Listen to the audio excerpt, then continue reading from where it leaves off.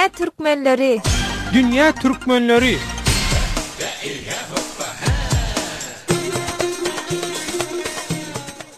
Gepleyer Azatlyk Radiosu. Siz Azatlyk Radiosynyň Dünya Türkmenleri gepleşigini dinleýärsiniz. Gepleşigimiziň mehmanlary Daşaryurtlardaky Türkmenistanly migrantlardan Bahar bilen Rozway daglar. Mälim bolşaly Türkmenistanyň Merkez Bankynyň başlygy Merdan Anadurduýew tarapyndan gol çekilip bankyň vilayet bölümlerine iýerilen görkezmäniň göçürmesi Azatlyk Radiosyna gelip gowuşdy. Ol görkezmede soňky döwürde erkin valyuta sowdasynyň çäklendirilmegi bilen türkmen manadanyň töweregine bolup geçen ýagdaýlar hususan döwlet kursundan valyuta almak uğruna tapylýan emeller babatyna alada bildirilýär. Görkezmede şol sanyna Visa we Mastercard halkara tölek kartlaryna pul goýan raýatlaryň öňüni almak barasyna çare görülmegi hem agdalýar. Eýsem Daşaryurtlarda Visa we Mastercard halkara tölek kartlaryndan pul çekýän raýatlara garşy durmuşa geçiriljek çäklendirmeler Daşaryurtlardaky türkmen migrantlaryna we olaryň maşgalalaryna nähili täsir eder.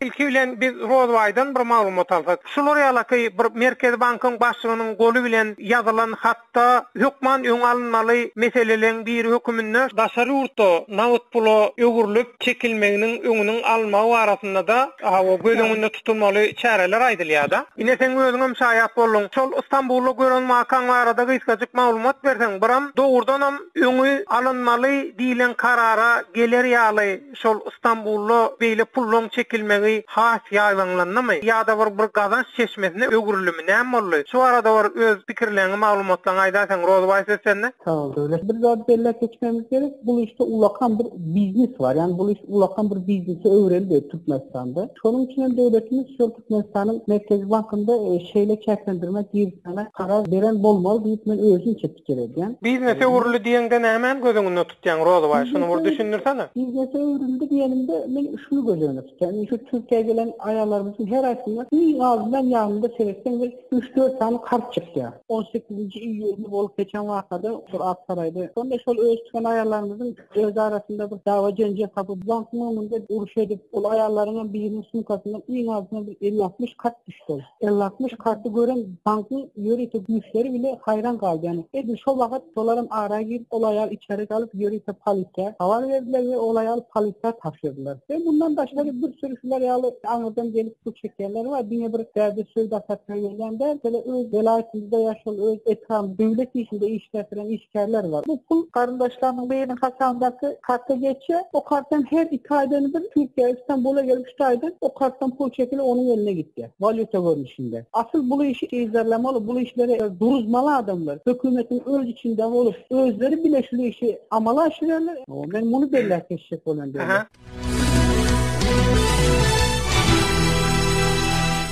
Inni sözüne vatanı Bahara vereli. Bahar inhasenem Daşaryurtda ýaşap, okap, işlep gören Türkmenistanly migrantlardan. Sen pikiriňe görä şu Türkmenistanyň Merkez Bankynyň başlygy Merdan Anadurduýew tarapyndan gol çekilip bankyň vilayet bölümlerine iýerilen şu görkezmede aýdylýan çäklendirmeler migrantlaryň durmuşyna nähili täsir etdirer sen pikiriňe görä? Bahar söz sende. Sağ olun. Moýgaran hakkyndan uğur alsak, on halka hiç ýyly kömegi değmejek. Tersine halky gysýan, olan bir işlerini, olan pullaryny çäklendirýän ähli maglumat bar. Ine döwlet adam üçin diýilýär, ony edilýän işi görülemezok. Diňe halkyň gysylmagy üçin, halkyň kötenmegi üçin hemme zat edilýär. Ýöne kömek edilen ok halka. Mysal üçin 3-4 gün bundan bir joramydan edesi gelip Türkmenistandan. Men ýa öde işlerini ok. Her ay diýe 3-4 gün Türkiýe gidip gelýänler. Ogullamyň garnaşlamadan diýe kartyny alyp diýe Türkiýede nawut valyuta alýanlar, onu Türkmenistan'a getirýär. Ýene Türkmenistan'a soňul ýaşasyl. Bir tarapdan pikir edip görseler. Bakar sözüm ölýän başda bolen. Inni şol Merkez Bankyň görkezmesinde aýdylyşyna görä Türkmenistanyna valyutaň Amerikan dollarynyň bahasy 3,5 manat diýilýär. Täze pullun şeylämi? Gara bazarda bolsa 6,16 manat diýilýär-de. Inni İstanbul'a gelip bunu çekýän bolsa, ýa-da haýdan bolsa bir Daşaryurtda çykyp bunu çekýän bolsa Türkmenistana baryp diýär, şonu satyp şondan girdej edebilýär diýär-de. Olar daşary valyutada alan üçin Türkmenistana el Qarabağda satýar ikisini. Onda daşary halk. Ine Rodway ýatganga düşýärli bir adam, mysal üçin aýal bolsun, erkek bolsun, bir Türkmenistan raýaty öz ýanyna 30-40 sany kart getirýän bolsa, men şular ýaly bir maglumat eşitdim. Her getirip beren $100 üçin $3 özüne alýarmyş. Mysal üçin bir adamdan $1000 getirýän bolsa daşary ýurtdan $1000'ny $30. Hasaplap görüň, 10 kartdan $300. Yol biletinin pulu çıkıp durda. Hem öz pulunu taýda nağıtlaştırıp getirýär, hem adamlaryň pulunu nağıtlaştırıp getirýär. Yine bir maglumat eşitdim. Käbir banklaryň yine bir çeklendirmesi daşary ýurtda çıkarılan nağıt pullaryň eýeleriniň pasporty barlanýarmyş. Eger pasportunda daşary ýurtda çıkan möhri ýok bolsa, ýerde çykdysa, daşary ýurtda çıkıp gelen däl bolsa, blokirowat edilýär diýär kartlar. Olan bir çeklendirme hawa. Ähli işler, ähli hasaplaşyklar kontrolde tutulýar diýär. Mysal üçin her ay şo kartdan pul çekilýän bolsa, şol adamyň pasportyny soraýarlar. Eger pasportunda hiç ýyly daşary ýurtda çıkan möhri ýok bolsa, kart awtomatik blokirowat edilýär diýär. Şonu ýaly gurrun amma. Indi sen pikiriň ora bakar, şu ýagdaýlar migrantlaryň durmuşyna nähil täsir etdirir?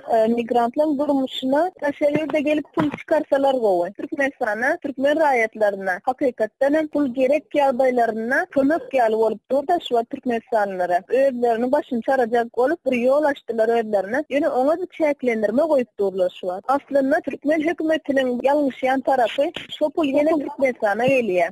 Özlerine hiç ýyly ölümçilik ýam edilen ok. Ýöne iň bolmanda şu taýdan pul gelse, azajyk bolsa da öňe gidişlik boljak-da. Ýöne hemçin onda bahar sen pikiriň ora.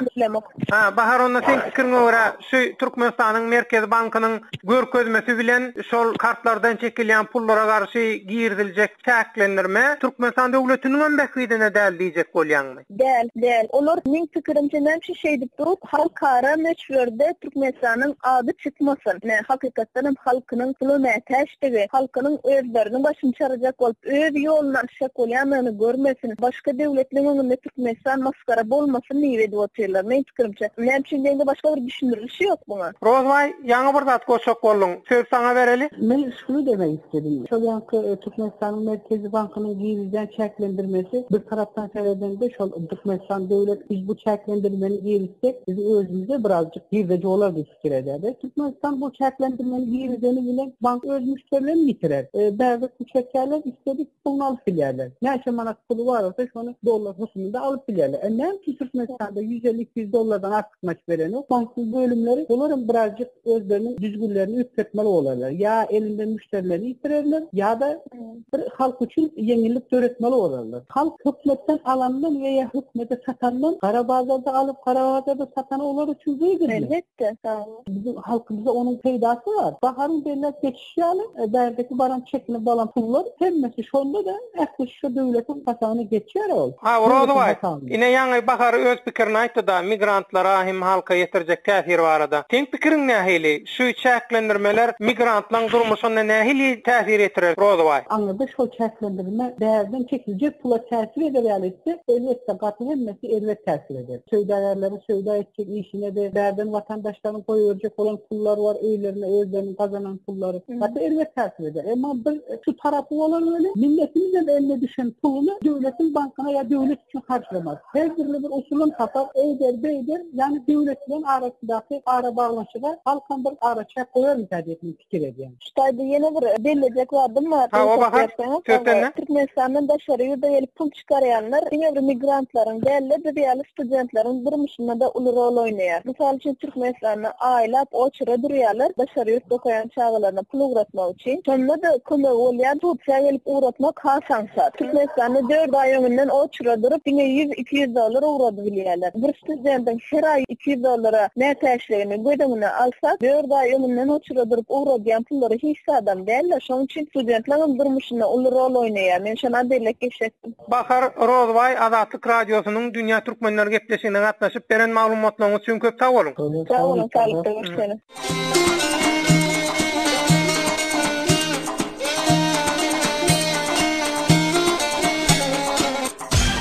Dünýä Türkmenleri. Dünýä Türkmenleri.